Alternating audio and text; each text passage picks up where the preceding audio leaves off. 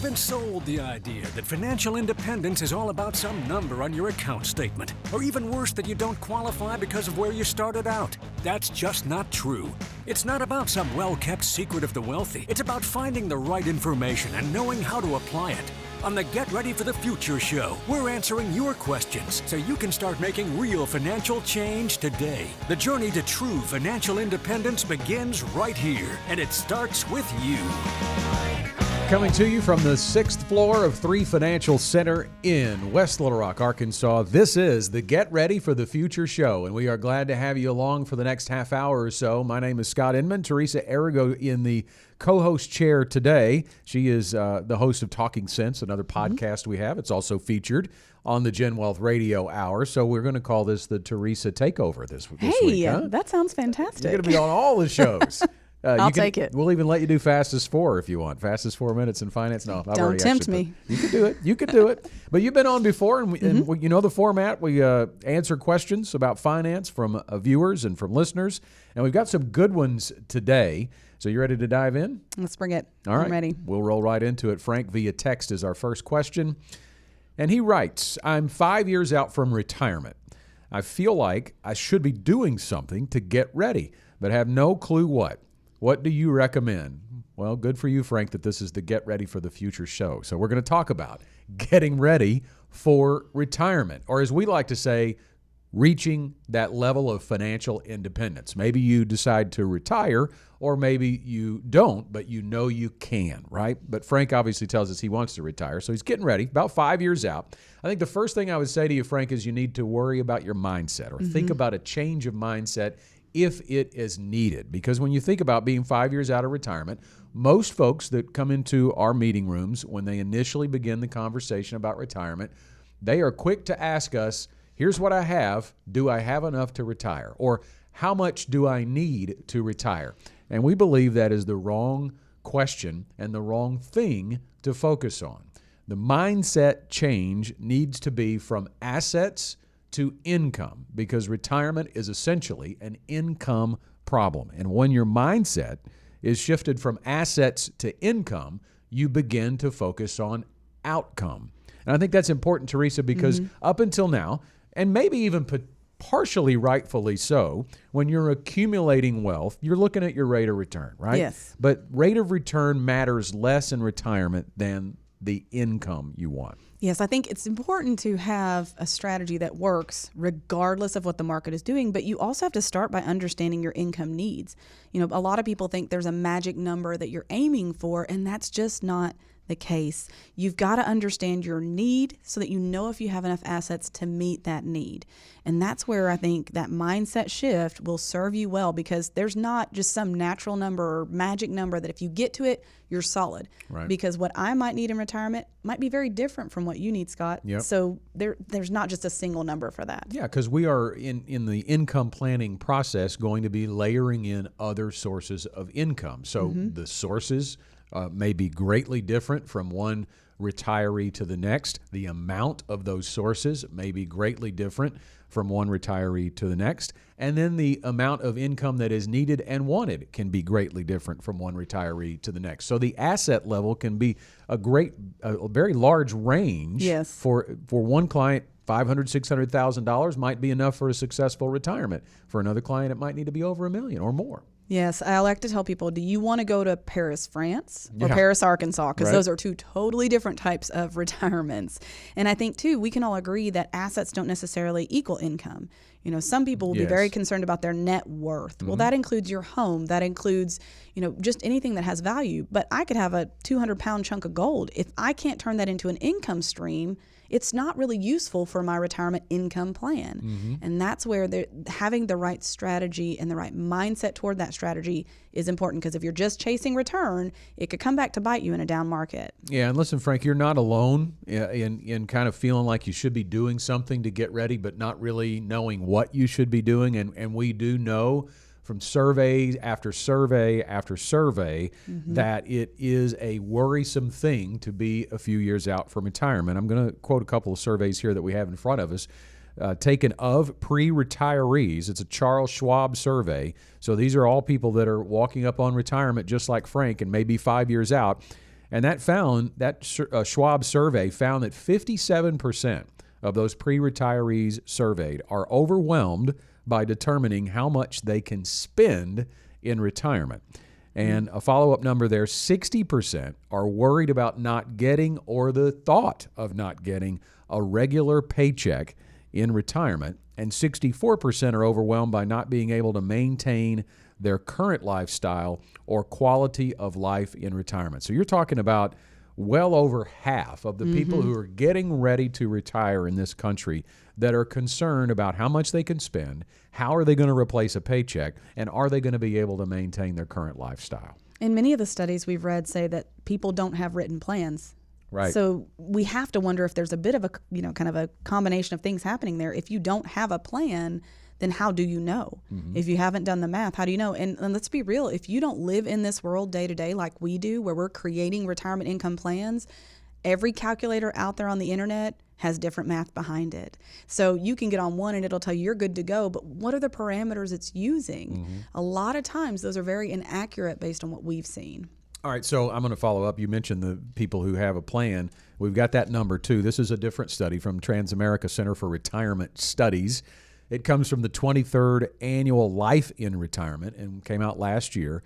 Few age 50-plus workers and retirees have a financial strategy for retirement in the form of a written plan. So 50 and older workers surveyed 23% said they had a written plan, and of the retirees surveyed, only 19% had a written plan. So, Frank, what we're getting at here is you need a plan. It needs to be focused on income, not assets. So let's help you kind of think about some specifics here, because we've talked about it from a kind of a global or a 10,000-foot view. Let's dive in. So what have you done so far?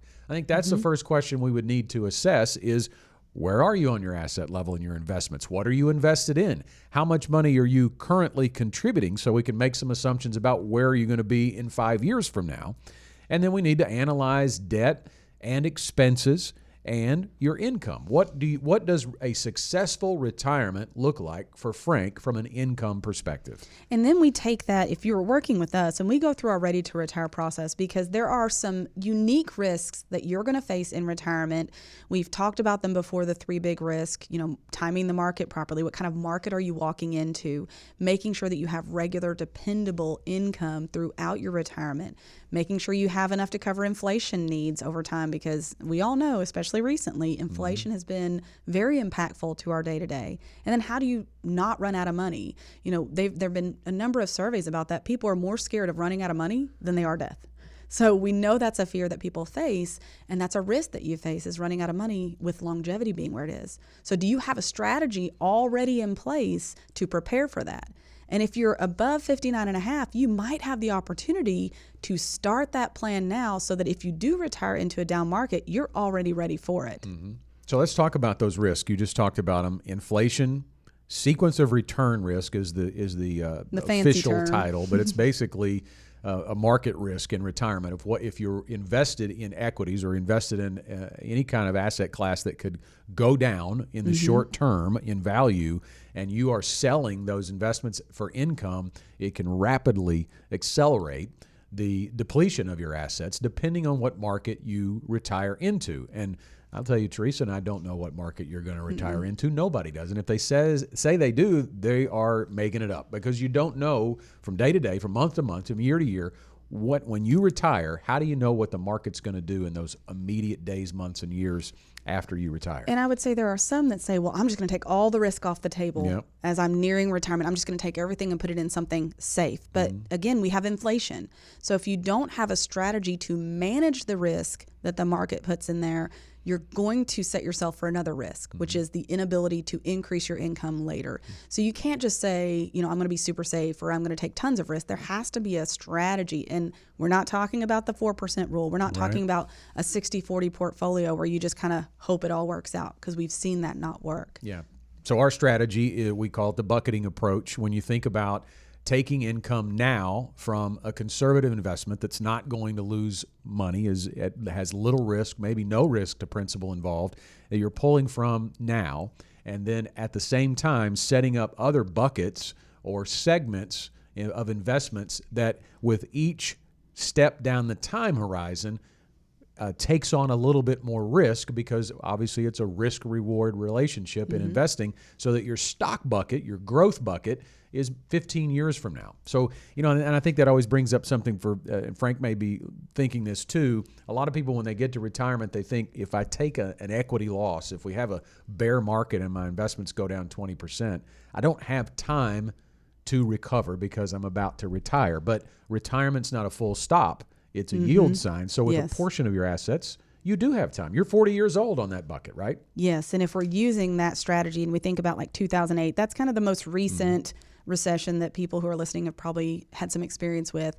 If you retired into 2008 and you were using this strategy that we have, it's now 15 years later. So your equity segments, if you were working with our team, would have had all of this time to recover. And if you look at where the market was at 2009 at its lowest point to where it is now, you'd be in pretty good shape if you had a similar market again. Well, we're about 400% up from there. Yeah. According to the S&P 500, of course, which is just an index. So the bottom line, Frank, again, shifting that mindset from assets to income and then creating a written plan with a financial advisor. Our process here is called the Ready to Retire process.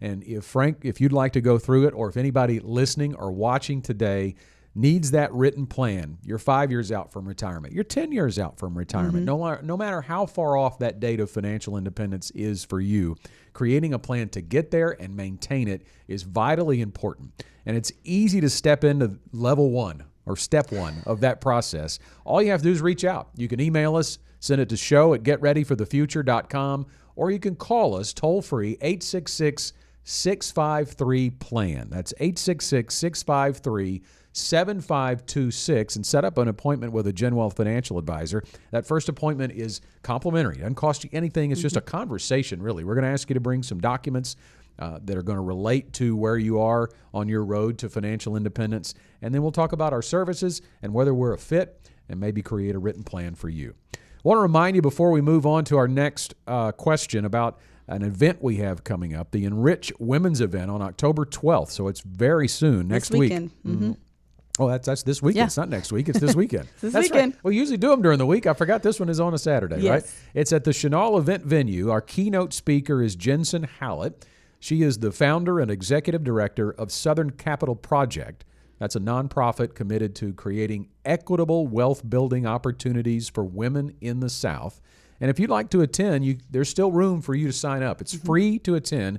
We just need you to register by visiting getreadyforthefuture.com/academy. You can see that event and sign up, and you can see all of our upcoming events. And I'll tell you, I'm personally excited about this because women are becoming more and more involved in finance. But as you know, many of us don't get training growing up. I mean, there's a lot that I've learned since I've joined this team, and we're hoping to provide some encouragement and some opportunities to just open your minds about what you need to know to feel more confident in your financial journey. And I'm super excited to be part of this group that's doing this weekend. Yeah, it's going to be a nice event on Saturday. So sign up at getreadyforthefuture.com/academy.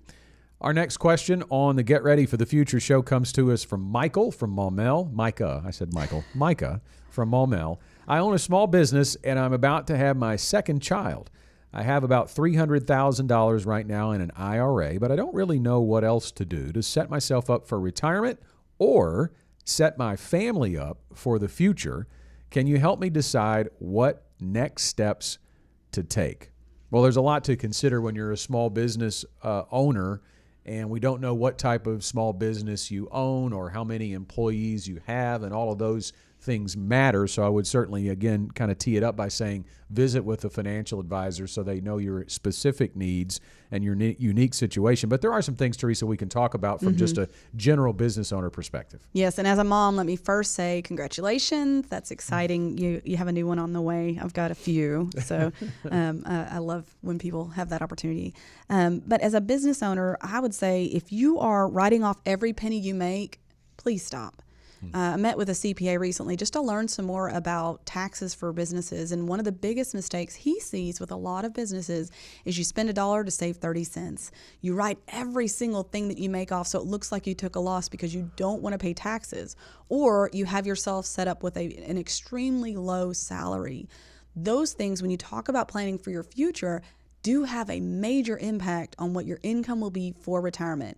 You know, people have differing opinions about what Social Security may or may not do, but it is your only guaranteed income resource for retirement if you don't have access to a pension. So you need to be preparing by being, balanced in your approach to taxes to make sure you have a reasonable income and that you aren't writing every penny off, buying things you don't need just to expense it away. Yeah, it's really having long-term vision versus short-term vision, and we know that's important. My dad was a small business owner. He was an entrepreneur all his life, still with us. He's 80 years old, but he's taken a pretty small Social Security check because he was more concerned about saving on taxes in the short term. Yes. And he didn't pay that much in Social Security tax, and it has impacted. I mean, they're making it fine, but it has impacted their retirement. Yes, I had a gentleman come in. He was getting ready to retire. He had a very successful construction company, but really the major product was his mind, his ability to get those things done. He had all the subcontractors, things like that, and he had done that. He had been living off of $150,000 to $200,000 a year at minimum for 25 plus years, and his Social Security benefit was going to be $800 a month. And so I had to explain to him that he just simply was not ready because he hadn't taken the time to use some of the other resources he had to build savings, and his product was not something that he could tangibly sell either because he didn't have equipment or buildings or things like that he could sell to. So make sure you're taking a balanced approach there to ensure that you have something set away for later. Let's address to the part about the question. She says, set my family up for the future. Now, she may be focused on legacy there after she's gone, but I would encourage you to make sure you're insured, that your life insurance is adequate, because what happens if your income stops and your future retirement contributions never happen? So especially now that you're about to have your second child, and she doesn't tell us if she's married or anything like that, or if she's the breadwinner, how much of this is how much of the family income depends on her small business, but that needs an evaluation. That needs to be an analysis that is determined. And I tell you, Teresa, a lot of times people think about that, especially if she's younger, and we don't know how old she is. I don't think about life insurance. It's not top of mind unless they've had a personal experience with it. But I can tell you that especially when you're younger, getting it early can save you tons of money because the premiums are likely on term policies going to be pretty small. It can. And I will tell you too, with my personal experience, when I came to this team, I thought I was really well insured. I had $400,000 of life insurance. I felt like I'd done a really good job. A couple things to know about that, by the way. There are break points in life insurance. It cost me $3 to get $500 instead of $400 shortly after I joined the team. But I was thinking of debt. I was thinking of paying off the house, any loans that I may have had, expenses. I wasn't thinking about my future earning potential being replaced, or the fact that my husband would need support to do the things that I usually did. So a lot of times I think, especially when you're younger, the focus is not on income replacement, but rather paying off debt, which may not be the right approach. So I would encourage you to get with somebody to help you figure out all the pieces that would need to be replaced if you were no longer here, to make sure your family is properly protected. And yes, if you do it young, it's way less expensive to do. And how many times have we seen, I'm going to use this kind of as a soapbox moment too, how many times have we seen young people come into our offices, 30-something, 40-something years old, and they're carrying a cash value life insurance policy that they've been paying on for a long time, and they're paying $100 and something, $200 a month, and they're getting what, $50,000 in death benefit. And I'm, again, not to trash all cash value life insurance policies, but if your goal is to replace your income for a certain amount of time, term is the best option for that, and you can get a lot more death benefit for a lot less premium. It's something we talk about a lot on Talking Sense. Things are tools. Life insurance is a tool. Whole life insurance is a tool, and if it's used for the proper job, it's great. But if you are young and you are going to need some long-term coverage at a higher level, it's not the right tool. It has a different purpose. All right, so let's get to the main part of her question. We're maybe going about this a little backwards, but she wants to set herself up for retirement as a small business owner, and this applies to anybody listening or watching today from a small business owner perspective. There, you may think, well, if we don't have a 401k, we don't really have an employer plan. Well, first of all, everybody has access to an employer plan if they are earning income, and that's an IRA. You can do a Roth IRA, you can do a traditional IRA, but for a small business owner, there are some employer plan options that are very easy to set up and really administer. One of them, it's in the name. It's called a simple IRA, and this is for people who have less than 100 employees, but you want to have the ability for your employees to defer a portion of their salary, and you want to be able to give a match. The match is manageable. It's only 3%. So it is something that you can plan as a line item in your profit and loss statement. If you have employees, it keeps it where you're very manageable. The cost of actually investing is on the employee. So it's really, as I said before, simple. The max that the employee can defer is $16,000 if they're 49 or younger. They can put up to $19,500 if they are 50 or older. There's that catch up, just like you've heard on other kinds of plans. And then you have the employer match. If you are a sole proprietor, or maybe it's just you and a partner, another option you may want to consider instead is what's called a SEP IRA. With this one, the difference is there are only employer contributions. So you don't get to defer your salary into it. It's just the employer that puts it in. But if you're sole proprietor, you're kind of the same thing. You can put up to 25% of your profits in there, your net profits. So it gives you a lot higher limit if you've got a profitable business that you've been running, with just you or with you and one other person. The key is whatever percentage you're putting in for yourself, you have to do that for everybody. So that's why if you have a lot of employees, that can be a little harder to manage from a budget standpoint. But it's certainly worth looking into in both of these situations. And we talked earlier about not limiting your salary down super low. If you're doing a simple IRA and your salary is really, really low, then that limits what you can match for yourself. So you might defer, the full $16,000 for yourself, but your match is almost nothing if your salary is too low. So it's something to think about if you're going to be doing one of those plans. How much time do they give you for talking sense? I only get 15 minutes. Yeah, I don't know It's how a you struggle. do it, because we get 33 and we are really heavy. So I'm just going to tell you there's a lot more we could say about small business owners and retirement, but we're going to have to move on. We are going to tell you, Micah, that we're going to name you the question of the week. So if you'd like to receive a free Get Ready for the Future Show tumbler for being the question of the week, email us. Just email us to show@ka. Ooh, whoa. Almost just went back in Matrix. time. show@getreadyforthefuture.com. You're never going to outlive that one, right? I'm just trying to figure out how that happened. It's been 8 years, and I just almost said it. Anyway, so thanks to Mike. You're going to be a meme very quickly among our team for that one. I'm going to blame it on being 50. Okay. 51, okay. actually. See, I've even forgotten my age. All right, we're really running out of time now. Let's Moving go to on. Georgia from Little Rock. I don't like to live by a strict budget. Amen to that. Will I have to do that in retirement? Well, that depends on your situation, Georgia. I think the thing about budgets, and certainly there's a lot of tools out there for you to designate every dollar, right? You know where every dollar is. That takes a lot of time and effort, and for a lot of people, it's probably needed, right? If you're trying to get out of debt, if you're trying to make sure your retirement contributions are made.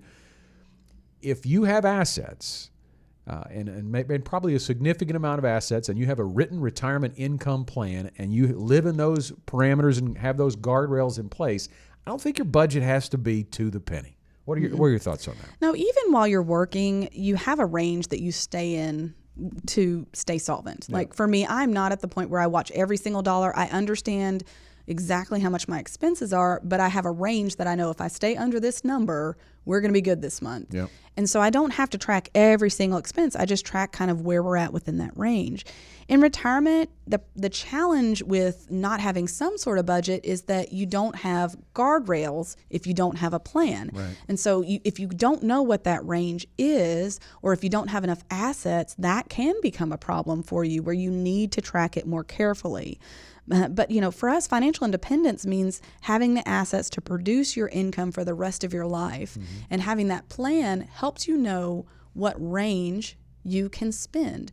We have a lot of clients who we give them their plan and we talk about what asset level or income level, they could use. Right. Many of them don't choose to take all of that as a distribution every single month, but it lets them know where that kind of line is. Yeah, I think that's a great point and sometimes we're even sending them that money, and they'll come in for their first annual review and go, man, my savings account is just kind of piling up. We need to back that off, right? The guardrail is you really can't go over that or it threatens your assets. But if you have that top line number or less, then that gives you a lot of freedom. We actually are fond of saying having that written retirement income plan is actually a license to spend because you have those guardrails in place. You know what you can get up to, even if you don't need it. So, Georgia, I think the key thing there is evaluating what do you have saved above and beyond what your guaranteed income sources are going to be. Because if you are living just on Social Security, and I would even use this moment to make a point about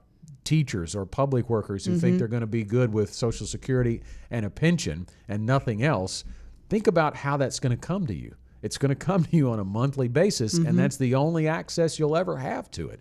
So in that case, you may be looking at living on a strict budget because you have nowhere else to go to get income on a consistent monthly basis, but also any lump sum purchases along the way. Yes. Some of your retirement accounts could be used for that too. So I think that's a good question. There's a lot in that answer. I think ideally I would say certainly you don't want to have to live by a strict budget, but you do need a retirement income plan to know what your guardrails are. But I do want to also kind of address budgets in general because we do talk about that a lot on Talking Sense. I want to kind of shift your thought process on what a budget is. If you bought a home, you're going to likely want to put up a fence over your backyard just to protect your property. A budget is putting a fence around what you value, because really when you're creating your budget, you're asking yourself, what do I value most? I'm going to prioritize those expenses first.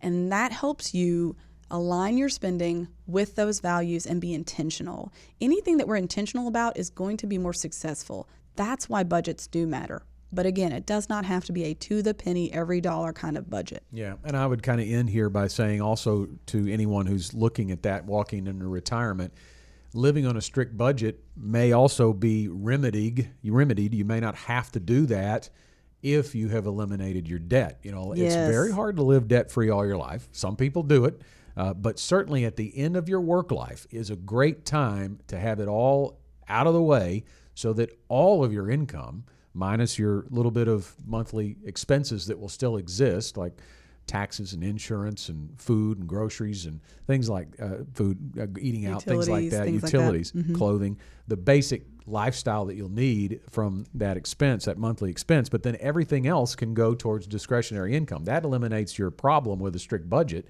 is not having any debt. And that's what we coach our clients on too, is ideally you want to enter retirement, because that is a huge part of financial independence, is to not owe anybody anything when you get there. Yes. All right. If you have questions for us, we want to encourage you to get them in. You can do that by calling 501-381-5228. You can text them, or you can actually leave a voicemail, and we use that on the air. We've done that a few times too. You can also send an email to show@getreadyforthefuture.com. Our final question of today's show is from Trey and Bryant.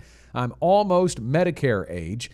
I'm getting a ton of mail about supplements. How do I pick the right one? You and everybody else within a couple of years of Medicare are getting inundated with mail. Yep, and that's not probably the way to pick it, on your own through mailers. Again, sitting down with a financial advisor who knows about Medicare, or finding a Medicare consultant is certainly the best way to do that. But I think about how often these things change. This is not a one-time decision. No. So for you, Trey, who's doing it for the first time soon, and for other people who are about to walk into that, know that having a trusted source to talk that through and find the right supplement plan for you, it may change on an annual basis based on cost, based on what is covered. Those things are constantly changing, but we do know the easy part. Part A, you get for free. Part B, you're going to have, and you have no real control over that. It's past that, those supplement plans, and there's a lot out there. You mentioned earlier about how we coach our clients, and I love that you use that term, because to me, that's kind of the same thing here. When we think of sports, your coach matters. There are athletes who have gone back and said, man, it was this coach or that coach that really made an impact in me. And just bear with me for a second, because this does make sense if you think it through. You have a ton of options.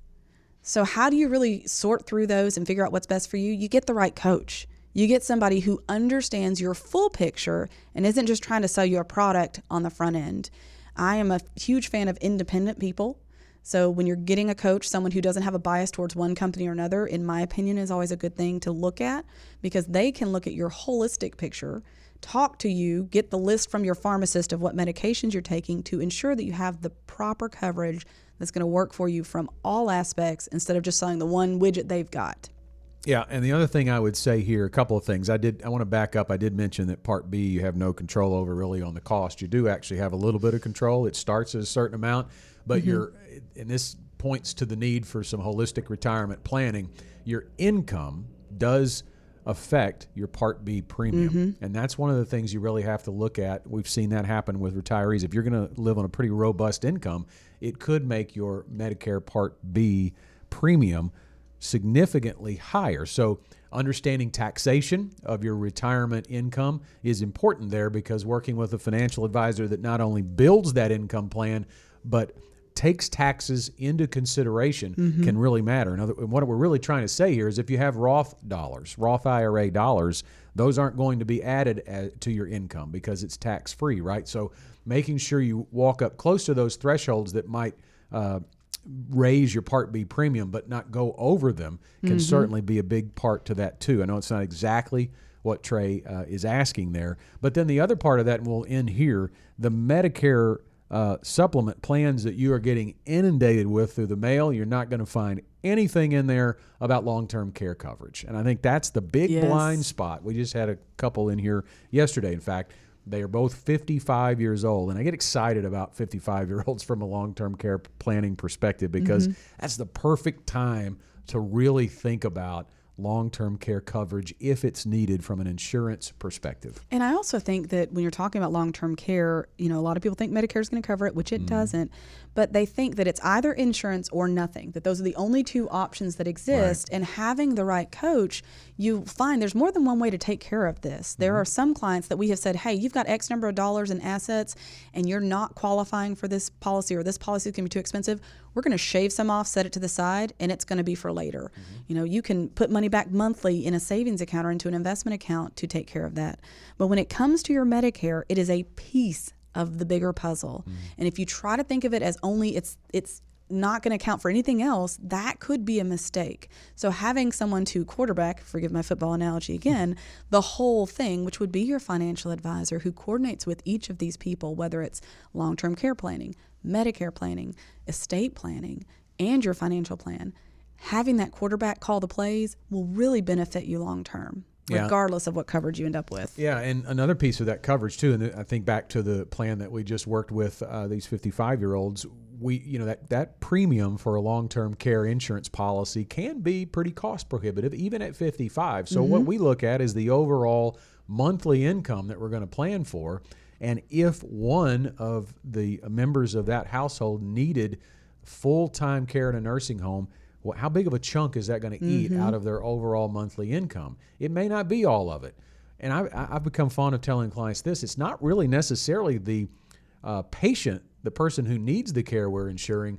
We're helping to insure the one that's left behind that still has to pay the bills and eat. Yes. And that's a big piece to this too, and it may help you. In this case, we use policies oftentimes. I'm not going to have time to even talk about this, but it may not be that you need to insure for the full cost of care. Correct. The goal is to limit the impact. Exactly, which can make it a little more attractive from a cost perspective. You heard the final bell there. We had some great questions today. I know we kind of had to rush through the last couple of those, but we thank everybody for sending them in. A lot to wrap up, a lot to put a bow on here. Time for our final thoughts. Teresa, what do you got? I'm going to go back to the coach. No matter what financial decision you're making, if you have the right coach, they understand your full picture and they can help you with all the pieces that are affected by that one decision. Think about the Medicare thing. The Part D coverage affects other things. The income you're taking affects your premiums. All of these work together if you've got the right coach. Yeah, great final thought. I'm going to have a couple here. I'm going to remind our listeners and viewers once again about the Enrich Women's event, October 12th. That is this coming Saturday at the Chenal Event Venue. That's up near the Promenade in West Little Rock. Our keynote speaker is Jensen Hallett. She is the founder and executive director of Southern Capital Project, a nonprofit committed to creating equitable wealth-building opportunities for women in the South. You can visit getreadyforthefuture.com/academy for that. You can also see all of our upcoming events, but if you're going to go to that event, you better do it soon.